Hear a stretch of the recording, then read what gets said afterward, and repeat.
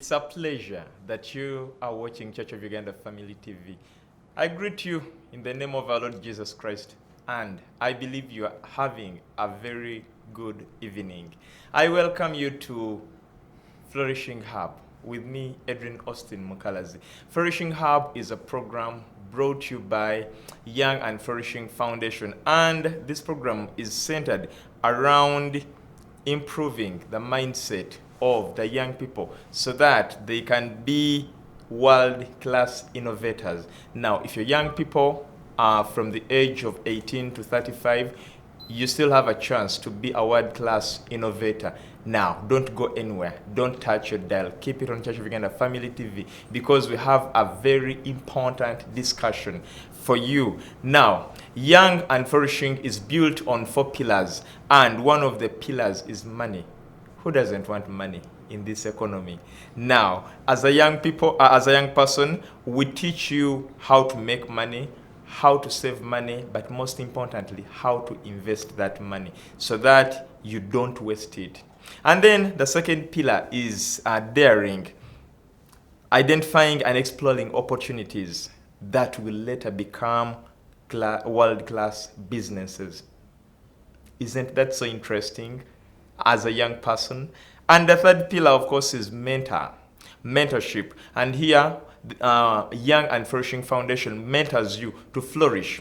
You need experienced people to speak in your life. That is why they mentor you. The mentors are there to mentor you so that we achieve the other goal, the other big goal of being world-class innovators. And the last pillar is strategy. Here, you need to have a plan for your life, because if you don't have a plan for your life, then you will always be in other people's plans or on other people's plans. So as a young person, we want to empower you so that you can have a plan. Now, today's Flourishing Hub is fully packed with one of the people, our own. He has been in this show for some time, and for about a month or two, we've missed him, but we are delighted that we have Herbert Sabiiti back here with us. Herbert Sabiiti is the founder of Young and Flourishing Foundation. So we are tapping from the fountain, from the vision bearer. And Herbert, we are glad that you are back into this show. It has been a while. I don't know where you had disappeared from, but you will tell us. For money. You'll tell us. And yes, we believe that Young and Flourishing Foundation has a vision, which is a very big vision of actually mobilizing 50 million youths across Africa, training them, positioning them into their respective communities. So this is a very big vision that each young person should get involved in. And tonight we are discussing about an intriguing topic, which topic is resilience amidst the economy, amidst the economic adversity. So we all know that the economy is a little trying and testing, but should we also cry as young people? Yet we still have the energy. Our minds are still fresh. That is why Herbert is here. He's going to take us through this topic. It is a broad topic. But before we get into the topic, Herbert, kindly greet these people who have missed your voice for a couple of weeks. Good morning, viewers, my friends, my business partners, and the young people out there. I'm glad that I'm here to talk to you about this intriguing topic, like Edrine has said. Resilience amidst economic adversity. Yes. Thank you so much for hosting me once again. And I think this topic is surely crucial to young people who have lost hope in this economic recession. But before we get into this topic, tell us what Young and Flourishing is up to these days.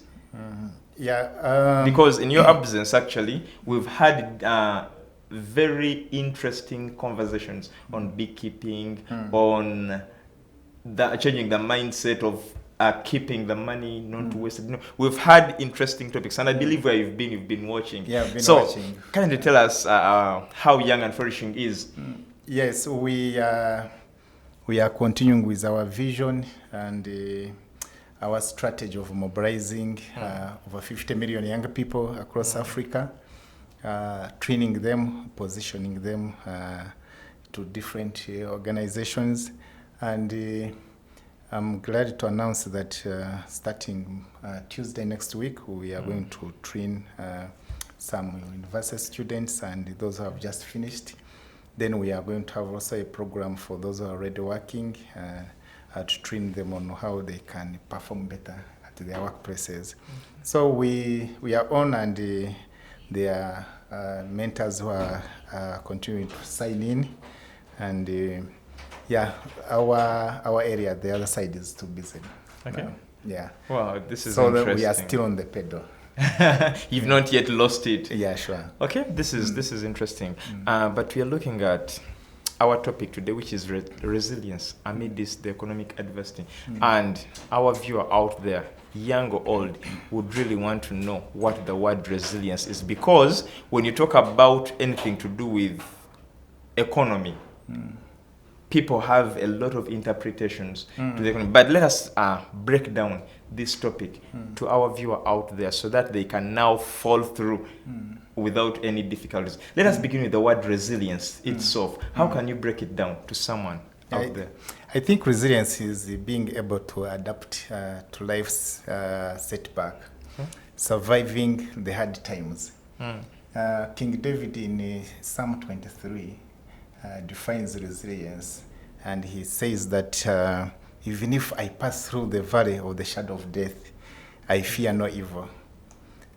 So resilience is knowing that amidst the hard lock and hard place, I am going to survive, and knowing that you will come out of that particular situation as a winner.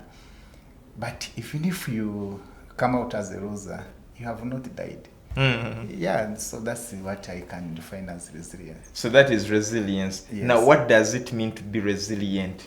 To be resilient is determining, making your mind to say that I will go through this, kamba bye. Okay. Yeah.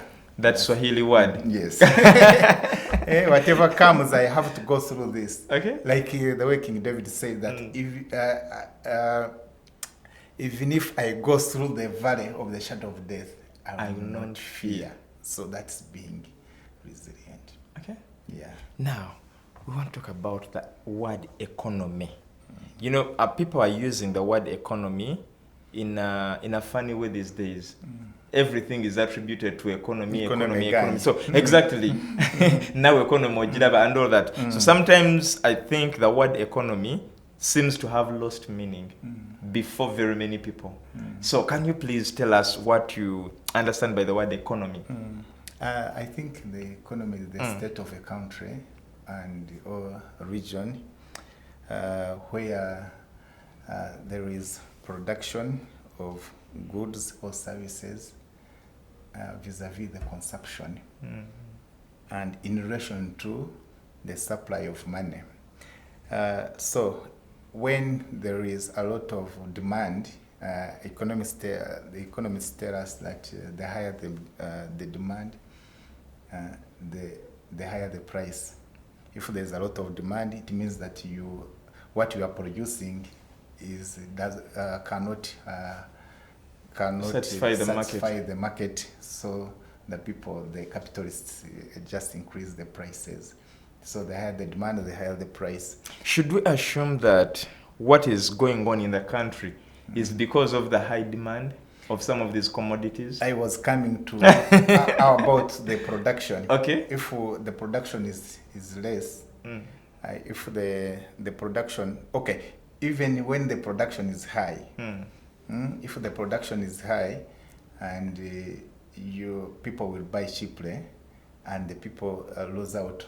I come from Chogombe, and every season we normally see the cabbage growers. Every season they harvest a lot, but there are no people to buy, and they rot in the garden, and it's very sad. So you lose both sides. So to me, I think equilibrium is the better way of managing the situation. So if the demand is high, now the challenge is that the demand is high, the goods and all services are The supply is fewer, low. The supply is low, and even you don't have money, and this is the situation we are in now.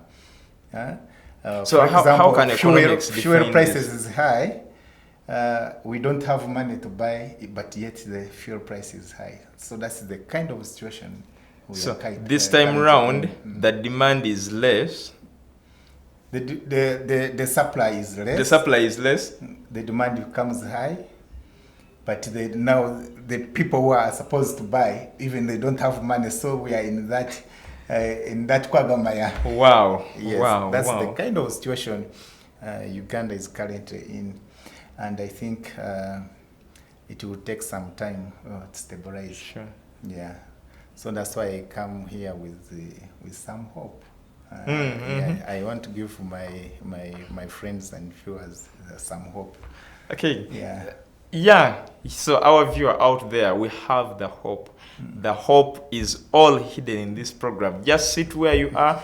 Don't even move around, because an idea might pass through when you've just moved out. Now, because we are breaking down this topic, now let us talk about adversity.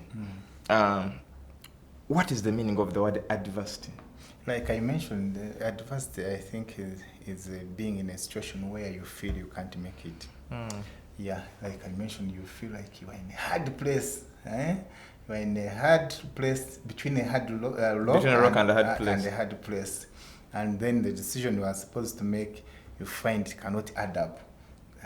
That's the kind of situation that's being, you are in an adversity situation, being in a hard rock and a hard place. Yeah. Okay. So, we imagine there is someone who is in such a situation. The economy is worse. Finances are Nowhere to be seen. exactly. Commodity prices are high. So people are in such a state. You have to survive. And we keep coming to them, telling them, you Exactly. save, you Yeah, invest. you save, you invest, but businesses are also we even closing sound down. annoying.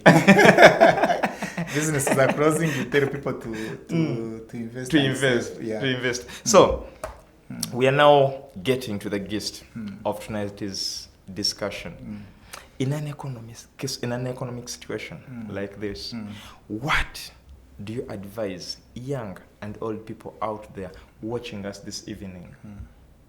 Yeah, number one, I think the first thing they need to know is to understand that this is not a permanent situation. Yes, we need to understand that this is not a permanent situation. The Bible in Genesis chapter 8, verse 22, today I feel like preaching. Preach. Actually, let me read it. Let me read it. As long as the earth, Genesis chapter 8, verse 22. As long as the earth endures, seed time and harvest, cold and heat, summer and winter, day and night will never cease. Let me repeat it. As long as the earth endures, seed time and harvest, cold and heat, summer and winter, day and night will never cease. This is a scripture that is commonly used in church, attributed to offertory and tithes. Now break it down in line with the economy. Now, to the viewers out there, I want to tell you that there is no permanent situation. By the way, when I say permanent, there's no permanent situation, we normally think of negative. There is no permanent situation, whether negative or positive. For example, if you are happy now, you will not remain happy forever. There will be time when you are sad, and I think the wisest man ever lived, that is Solomon, King Solomon, in Ecclesiastes chapter 3, verse 1 to 8. He mentions about time for everything. That he says that for everything there is a season, a time for every activity under heaven, a time to be born and a time to die.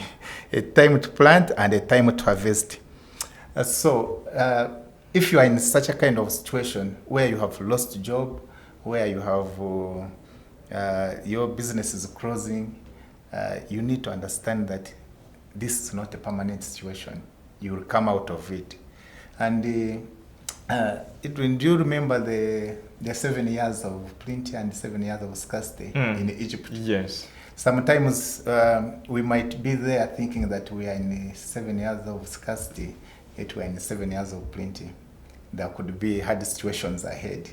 And I've come to tell you that there are people in Egypt or even the rest of the world who thought during the time of plenty, they thought that the situation was going to remain like that. Yes. So they just enjoyed. But because of that vision, because of the message that God gave Joseph, they managed to save and they managed to plant, harvest, and keep for that bad season. So sometimes if we have been caught off guard, we normally talk about you save. People don't want to listen. But when a situation like this comes, let it be a lesson that there is no permanent situation. Why should we know that there is? Why should we understand this, that there is no permanent situation? It helps you not to be in a desperate situation. There are people who are so desperate. Some actually, I know the nature of the work I do. We are seeing foreclosures. Banks are selling over properties. Companies are closing. They cannot manage the situation, the pressure for URA and other obligations. And so they are in such a kind of despair. So to understand there is no permanent situation, it helps you say that, no, this is temporary, and I will come out of it. I read Trump's book. There's a time that he was walking over the street and he saw a beggar, and he told himself that this beggar is richer than me, because for him he was in negative, and he understood that this beggar actually doesn't have any debt out there. So he said, this beggar is better than me. But he came out. Trump came out. So there are many people who started businesses over the world, and all of a sudden they came back to zero, but they come out. So you need to not be in that despair, but in this situation, think through how I can come out, how I can bounce back. So understanding that there is no permanent situation helps you not to be in desperate situation. Number two, it helps you not fail, that you are not progressing. Hold on. It helps you not to feel that you're not progressing. The book of Job says, there is still hope, even when a tree is cut, that it will blossom again. It doesn't matter what financial constraints the country is going through. It doesn't matter the economic situation in the country. There is still hope. Our pastor today, Pastor Herbert Sabiiti, told us there is no situation that is permanent. Now, Herbert, we are from the commercial break, and before the break, you had introduced something that there is a way people feel that it is them. Why me? Why is it me that is going through such and such a situation? Is it only me, or there are other people who are going through the same? Now, that is where I want us to start from. Why should someone not feel that they are not alone in a particular situation? No, I mentioned about why you should understand there's no permanent situation. Yes. There was a friend of mine who came to me, and he was not happy because all his plans since 2020 had come to halt. And he said, now I feel like the life is, time is running against me. So I reminded him, our President Museveni, what he normally tells us, that if you are in a war, you don't think of progression, you think of survival. Yes. So if you are in a certain situation, an economic situation, you don't feel of that you are not progressing much. You think of survival. I have got fees, I have got rent, I have got this, the basics. Then you be comfortable. But also, I normally tell people that being under pressure is also good, because under pressure brings in different innovations and solutions. So I think here we need to understand the kind of pressure that brings the innovations that you're talking about. Because someone can be on pressure, worrying but not getting solutions, and they end up developing body disorders. actually, even blood clots and what Exactly. so resulting to death. When I feel like I cannot do much of this situation, I don't put much effort on it. If I feel like I cannot do, but also I love when, like for example, when I don't have money, I'm like a headless chicken. I look here and there. I try to look for a way of survive, and that's actually a human being. A human being can survive in any situation, but if you are just there and you are used to living an easy life, in such a situation you become broken. Now, instead of being broken and you die when you are young, like our wise person, the King Solomon, said in Ecclesiastes 7:17, he says, "Do not be over wicked, and do not be a fool. Why die before your time?" So putting you under yourself on pressure that will make you lose your life and you die before your actual time, you are being a fool. So don't put yourself under pressure when you are in a certain situation. The pressure you are putting on yourself on should be, how can I make it? How can I progress? Not just being there and lamenting and being in the bed and thinking that a solution will come. Then we are still talking about point number one, Yes. and why you should understand there is no permanent situation. It helps you to incorporate the risks in your plans. There's what we call sensitivity analysis.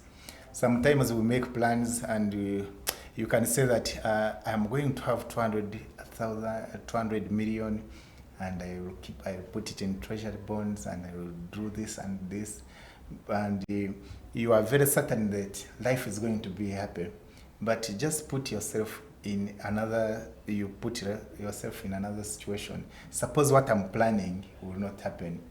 So for example, if I'm planning that I'm going to get an income of around 50 million every year, put yourself under another situation where you are able to get only 20 million. So that if that situation comes, you don't feel under pressure, because you predicted that, this is the worst situation, I can also survive in this worst situation. So to understand that there is no permanent situation, it helps you to plan and incorporating risk in your plans. Yeah. Wow. Now, I want you to take us through your second point, because you told us there are three, and this was just one. Yes. And, we feel the discussion is just beginning. Tell us, talk about the second point that you have for us this evening. Yeah. And this second point is, I think I'm going to share through my experience, restructuring your way of life. When you are in a situation, in an economic situation like this, you need to restructure your life. Your spending, restructure where you hang out. My friend, and I know she's watching, she was telling me that her brother these days, when he's going home, he has to make sure that if it's going to happen, it happens in that area, in that particular, on the road, going back to his home, so that he saves on fuel. And so I think restructuring your life, your spending life is very, very important. If I may give an example, when I resigned my job, at start Edrine, my valuation and surveying and real estate consultants firm. I sat with my wife and we agreed that we needed to restructure our expenditure. So from a house of 600,000, we went to a house of 250,000. So we cut from. By the way, I resigned when I had only 700,000 on my account, and even I had a loan of 5 million from DFCU Bank, and I was doing my masters. And my wife was pregnant and she was not working. Such a kind of lunatic decision. Now, sounding like a motivation speaker, what happened? How can you resign? You have only 700,000, you are starting a business. I normally tell people that me, I don't see something like an idol. I don't worship anything. If I have an asset, and I'm doing bad and I know that this asset will help me, like the way God told Moses that what do you have in your hand? The road. I had land and I sold that land. And you know what I did? I paid rent for the entire year. I paid the entire program of MBA. And I went to Chukubo and I bought all non-perishable commodities. At home it was like a store.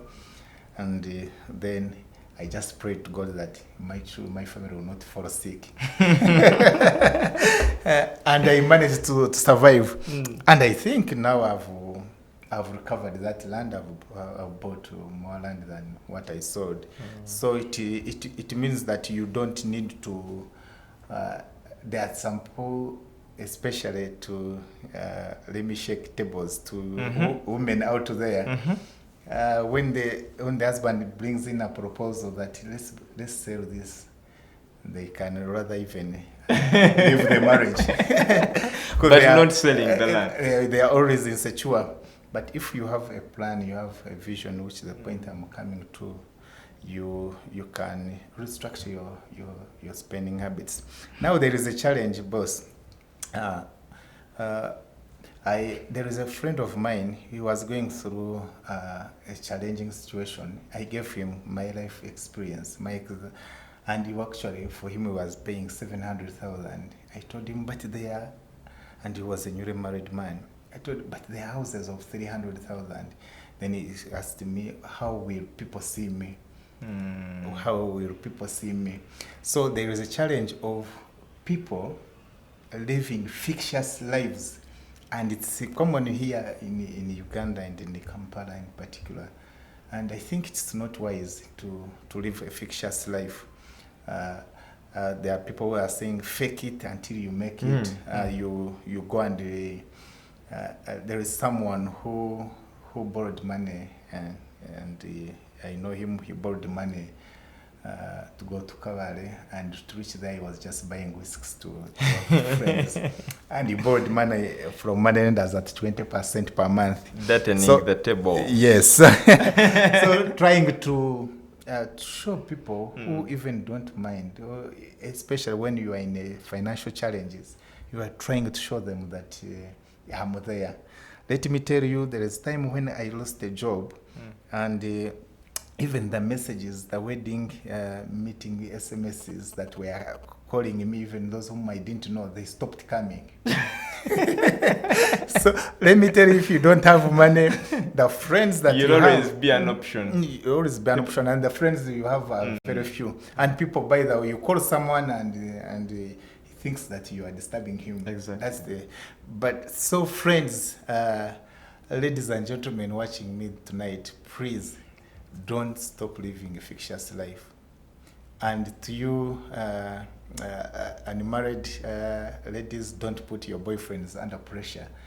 You have to propose me in a posh place. You have to do this kind of wedding. You have in this you have economy, to bring this and this and this and this at home. Don't put them on pressure, and even to the married women out there, and to married men, please.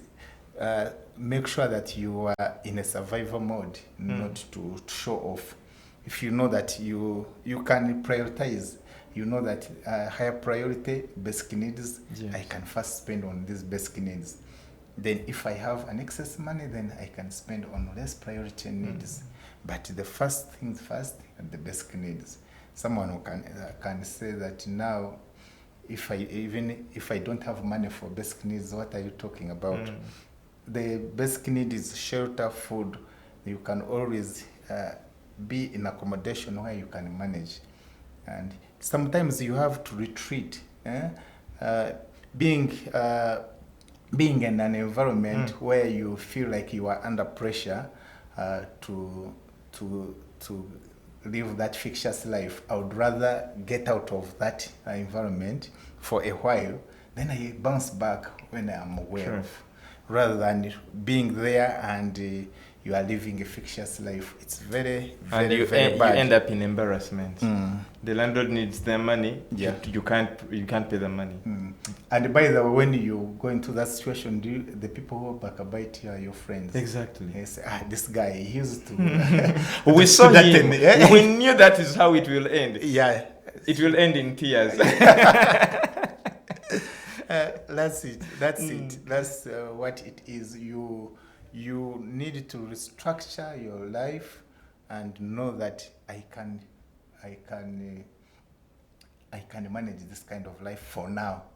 Even if I was driving a bigger car, now I have a small car, it is okay. Next time we will drive a big car. I told you I sold off my land and later I bought the land. These assets are there they are not supposed to be our slaves. We are supposed to be their masters. So don't be in that kind of situation where you want the public to see you. There are people who actually, they just even lose what they have and need in order to get what they don't have and what they don't need. I think that's not a wise decision to do. I think I'm reading a book. I've forgotten the title. He mentioned that that's an unwise decision to buy, to lose what you have and need to get what you don't have. There are people who just lose everything to make sure that people want to see them. Yeah, it's not a wise decision. Even when you cannot buy fuel for the next 2 months, you want to buy this car so that your hobbies see you driving. Exactly. When you are going to play football. You go and show them that I'm driving, even when you've just borrowed money that fueled the car. Yeah, sure. It's not a wise decision. Okay.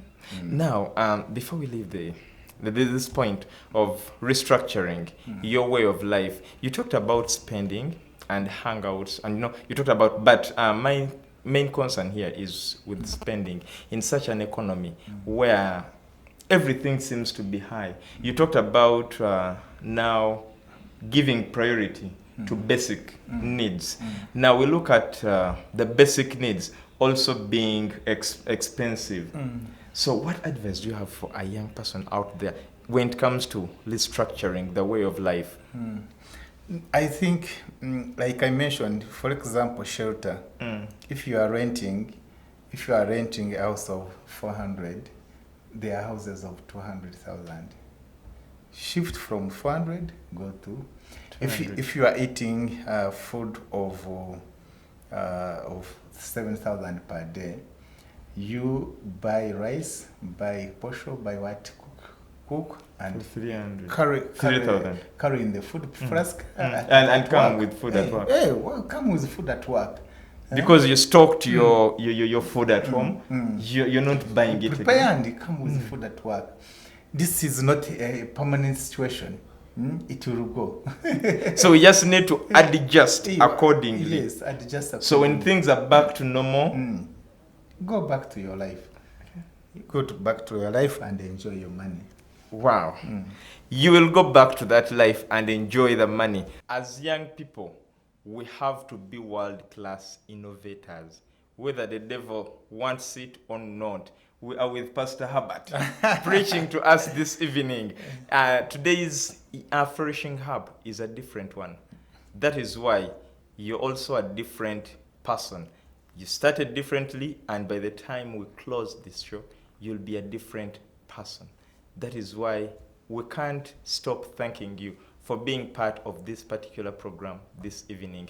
But also to remind you that please always remember to catch us from 9 p.m. to 10 p.m. So we are just in our right time. Don't think we are extending into some other program. No, we are in the right time for this particular show. Edrine Osteen Mukalazi is my name. And we have Herbert Sabiiti, who is the team leader and the founder of Young and Flourishing Foundation. Herbert, you had told us about two of what we need to know about our topic today, which is resilience amidst economic adversity, actually. So you had talked about this situation not being permanent. So we should be optimistic that things will change. Yeah.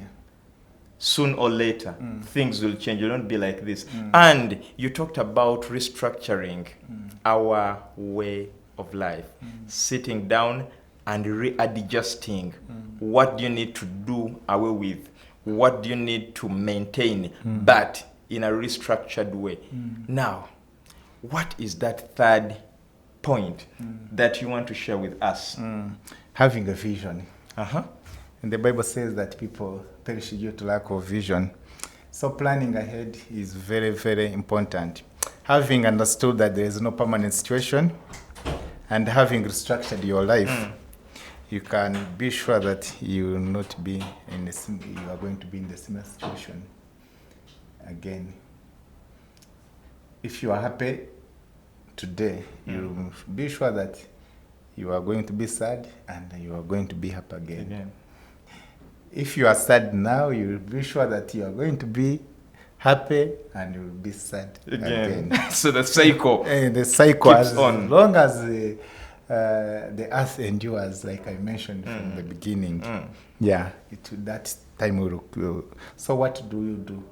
You plan ahead. Don't be caught off guard. Once again, because if you know, for example, if you were there and you receive unexpected income, unexpected money, the money you didn't expect that is going to come. To me, I think that money should all be invested. You can pay tithe, and maybe you get 10% for pork. For enjoying. Then 80% put it in the risk ventures. Do you know why I say we need to do that? And should be our kind of habit, because you didn't expect this money. Yes. You didn't expect this money. So with or without it, you can survive. And if this money has come, unexpected income has come, you will be sure I don't need to be a prophet to say this. You will be sure that there will be an expected expenditure in future. Sometimes when such money comes in and such an unexpected expenditure comes in, it might be sickness or what. People think there is a spirit that is running after your money. No, I'm saying that if you sometimes we get excited so much, and my former boss and mentor and my uncle, Honorable Shemu Bagina, used to tell us that never be excited, never be too much excited. And I think it is very bad to be excited because you can lose all the money you have received. You just call people, you go up for partying and what. When money comes, you remember there is a shirt you saw in some shop, and you had always desired to put on such a brand. So you run, you buy 3 of them, then you come the following day when you're smart. Hey. Let me tell you some stupid decision I made when I was working. The first job I got, I was excited when I got salary, and I called my friends and went to Jagali, and we spent all the money. We had hired a car, and coming back to in Mabira forest, the fuel even gamed, and we had eaten all the money. And you know, this stupid mistake I made cost me the entire year because I forgot that I would need transport taking me to work. I need food at work, even at home. Even though I was single, I forgot all that and finished all the money. Now, it put me in a vicious cycle of asking for salary advance for the entire year. I could not stabilize because of just one simple mistake. Decision, not a mistake. It was a decision. It was a decision. By then, it wasn't a mistake. It was a decision. Yeah. And sometimes it's human nature. We need to just be in a situation of less resistance, and we want to enjoy that life. But to me, if you receive unexpected money, 80% you should invest it. Because that money, whether it is there or not, you are going to survive. Because you invest it knowing that I have received unexpected money, in the future there will always be unexpected expenditure. Yeah, so in the moves we studied debit credit. That's life balance. Wherever there is a credit, there is a corresponding debit. Wherever there is a debit, there is a corresponding credit somewhere. So now, on the topic of planning and visioning, planning ahead, like I mentioned that the Bible says that people perish due to lack of vision. You need to by the way, there are people in a situation like this who are progressing very well. Never cry that everyone is in the same situation. There are people who are enjoying their monies. There are people who are, for example, during lockdown, you know, there are people who were producing sanitizer. They made a lot of money. The people turned water into sanitizers, and they made money. People were selling masks and what, and they made money. By the way, during this lockdown, back to myself, it's during this lockdown, the lockdown that I launched this Young and Flourishing book. It's during this lockdown that I launched this serious program of mobilizing, training, and positioning 50 million young people. It's in this lockdown. So, as you were in this situation, sometimes it can help you to think of a certain product you can launch in the market. So you can think of now, next time the situation like this comes in, it should find me when I am ready. So planning ahead is very, very important, and having that vision is very, very important. You need people who are going to help you to achieve your vision. You need people around you who are going to help you to achieve your vision. I belong in different, very, very many different groups, and they are both social groups, but most importantly, economic groups like Kaboxi, like Mandra Investments. Recently, I got a new family, and my friends are watching the BNI International, it's a Business Network International, where we do. We build business relationships and referrals. I market for your business, you market for mine. So your business is my business. My business is your business. Such a kind of networks are very, very important. Greetings to Angela Biarugawa of BNI and other members who are watching. This is my new family that I treasure so much. And the Akabox family, like I mentioned, the Mandra family. You need such a kind of family that will help you to push you. You are accountable to them. They encourage you to save. They encourage you to invest. You invest together. I normally tell people that partnerships is the way to go. Because unfortunately people are so selfish that they want to steal even themselves. When you start business, when you are true, you want to steal because you feel like you should progress alone. That is being selfish, and you cannot manage, you won't survive. So in a situation like this, you need people who are going to help you to walk on the journey. You need people who will encourage you and who will motivate you, who will inspire you, not people who are going to just, there are people who suck energy from your blood. Yeah. They always tell you that the situation is bad. They always tell you, like, you keep reading their messages and you feel like the life has gone. Such a people, in a situation like this, you don't need them. Maybe they need you to encourage them, but you don't need them to pull you off. Okay. Yeah. Wow. This has been a very wonderful discussion pertaining resilience amidst economic adversity. Now, I believe we do not need to cry again. We now know, one, there is hope.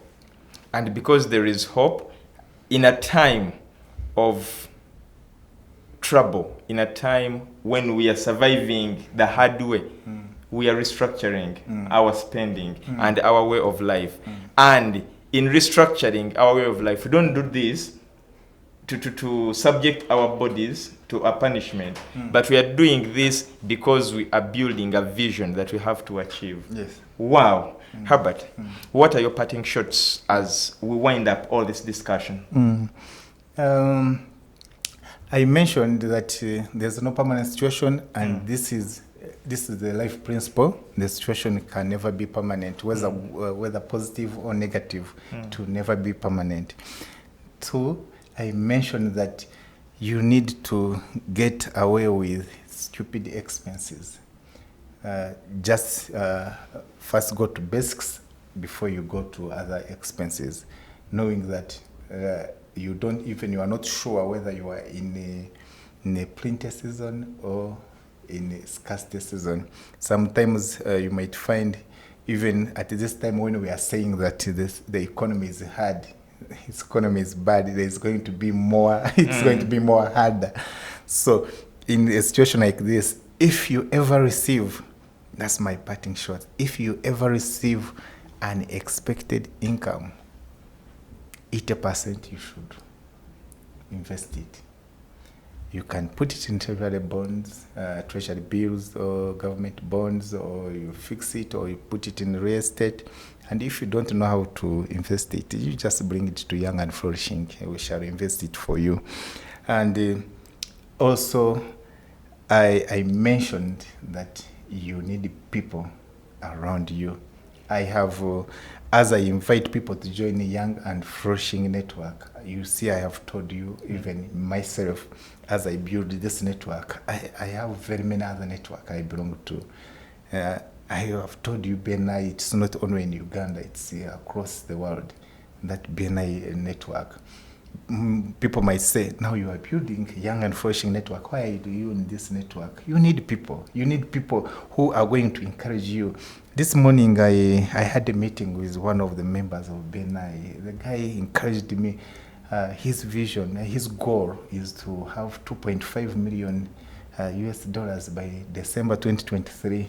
That kind of person really pushes you, encourages you to work hard, and he took me through the steps he's doing to make sure that he earns that money, 2.5 million US dollars. So you need such a kind of people, rather than people who always they are crying and saying government to Yambe, or saying that they are just there discussing about the tweets of the general or what.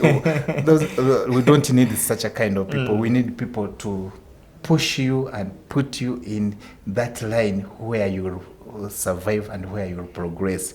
And also tell you that sometimes pressure is very important, but pressure is only important if you use it positively. But if you use it negatively, you will die when you are not supposed to die. And the sermon, like I said, that don't be wicked. Why die before your actual time? Thank you so much. Wow, wow, wow. Why do you die? And why should you die? Should you really die before your actual age? Thank you so much for watching this show. This was this was Flourishing Hub, brought to you by Young and Flourishing Foundation. And Young and Flourishing Foundation is built on 4 pillars. That is money, daring, mentorship, and strategy. Now, all these have been talked about in whatever we have talked about here. You can follow Young and Flourishing on their social media platforms, that is Facebook and Twitter, Young and Flourishing. But this program will also be on YouTube, on COU Family TV. So just in case you came in late, or you want to rewatch it, or you want to share it with someone who you feel should also be should also pick out something out of it, kindly do that. Find it on COU Family TV. God bless you. We meet again next Monday.